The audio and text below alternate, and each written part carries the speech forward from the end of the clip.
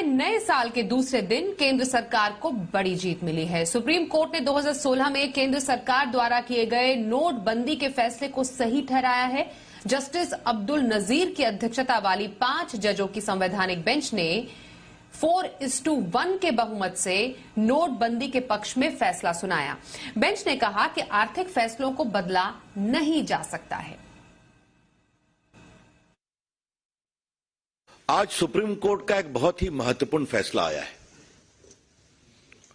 जिसमें उन्होंने 2016 के नरेंद्र मोदी सरकार के ऐतिहासिक फैसले, जिसमें 500 और 1000 के नोट को डिसर्कुलेट किया गया था, डिमोनेटाइज किया गया था, उसकी वैधानिकता को चुनौती देने वाले सारे याचिकाओं को अस्वीकार कर दिया है।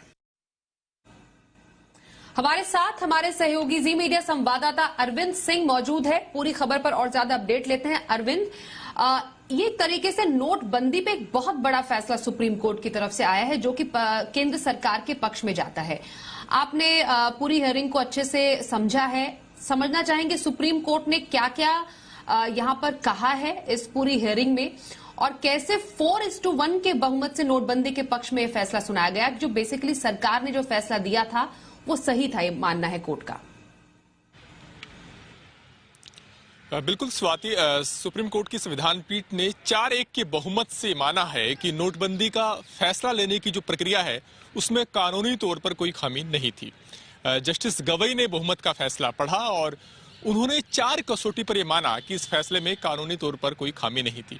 पहला उनका यह कहना था कि आरबीआई और सरकार के बीच इस फैसले को लेने के बारे में पिछले 6 महीने से, यानी फरवरी 2016 से ही विचार विमर्श चल रहा था।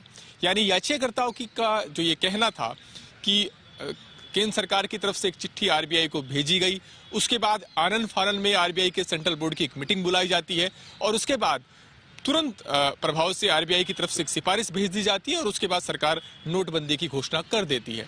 तो याचिकाकर्ताओं की तरफ से जिस तरीके से दावा किया गया था कि जल्दबाजी में बिना नोटबंदी के प्रभाव का आकलन किए हुए फैसला लिया गया, इसको संविधान पीठ ने बहुमत से खारिज कर दिया और उन्होंने कहा कि रिकॉर्ड इस बात की तस्दीक करते हैं कि आरबीआई और सरकार के बीच 6 महीने से बातचीत चल रही थी, विचार विमर्श इसको लेकर के चल रहा था। दूसरा, जस्टिस गवई ने अपने फैसले में ये कहा है, जिसमें उन्होंने 4 जजों का फैसला पढ़ा है, कि आर्थिक नीति के मामले में कोर्ट के दखल की गुंजाइश बहुत कम रहती है और इस मामले में सरकार का मंतव्य बहुत साफ था। सरकार चाहती थी कि ब्लैक मनी और इसके अलावा जो टैक्स चोरी है उसको रोका जा सके, जो फंडिंग हो रही है आतंकी फंडिंग उसको रोका जा सके। इन मकसद में सरकार कितना कामयाब हो पाई, ये चीज अप्रासंगिक है। यानी कोर्ट इस बहस में नहीं गया कि जो मकसद थे वो कितने पूरे हो पाए या नहीं हो पाए। कोर्ट ने कहा कि ये इर्रिलेवेंट है इस वक्त, लेकिन ये जरूर है कि मकसद जरूर साफ था। दूसरा ये कि जस्टिस गवई ने जो बहुमत का फैसला पढ़ा है उसमें उन्होंने कहा है कि 52 दिन का वक्त जो दिया गया नोट बदलने के लिए वो वक्त पर्याप्त था। 1978 में भी नोटबंदी हुई थी जब महज 3 दिन का वक्त दिया गया था। यानी याचिकाकर्ताओं की इस दलील को भी खारिज कर दिया कि वक्त बहुत कम मिला नोटबंदी के दौरान नोट को बदलने के लिए और जिसकी वजह से लोग नोट नहीं बदल पाए। ये 4 जजों का फैसला था, लेकिन इसी बेंच के एक सदस्य हैं जस्टिस नागरत्ना, जिन्होंने इस फैसले की प्रक्रिया पर सवाल खड़े किए हैं और उन्होंने एक अलग से फैसला लिखा है और उन्होंने अपने फैसले में इस प्रक्रिया को कानूनी तौर पर गलत ठहराया है। उनका ये कहना है कि ऐसी पहल अगर होनी थी, ऐसा कोई फैसला लिया जाना था तो उसकी पहल आरबीआई की तरफ से होनी चाहिए थी, न कि सरकार की तरफ से।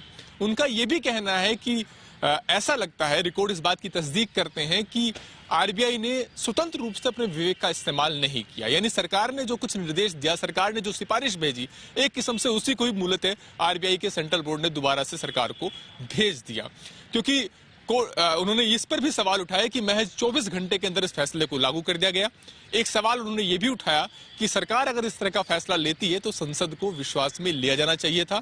बिना संसद को विश्वास में लिए हुए इस तरह का फैसला, जिसके आर्थिक और सामाजिक बहुत बड़े परिणाम हो सकते थे, ऐसा फैसला लेना ठीक नहीं है। तो महज एक गजट नोटिफिकेशन के जरिए जो नोटबंदी का फैसला लागू किया गया, उसे जस्टिस बीवी नागरत्ना ने गलत ठहराते हुए गलत माना है।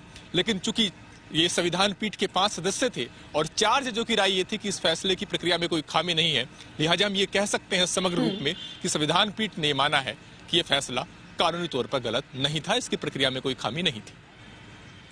बिल्कुल, बहुत धन्यवाद करेंगे अरविंद। आपने बहुत डिटेल में हमें बताया कि कोर्ट ने आज क्या फैसला सुनाया नोटबंदी के इस पूरी जो ये संवैधानिक बेंच है, उन तमाम के उनकी डिटेल्स और उनके अपने अपने तर्क क्या थे। धन्यवाद।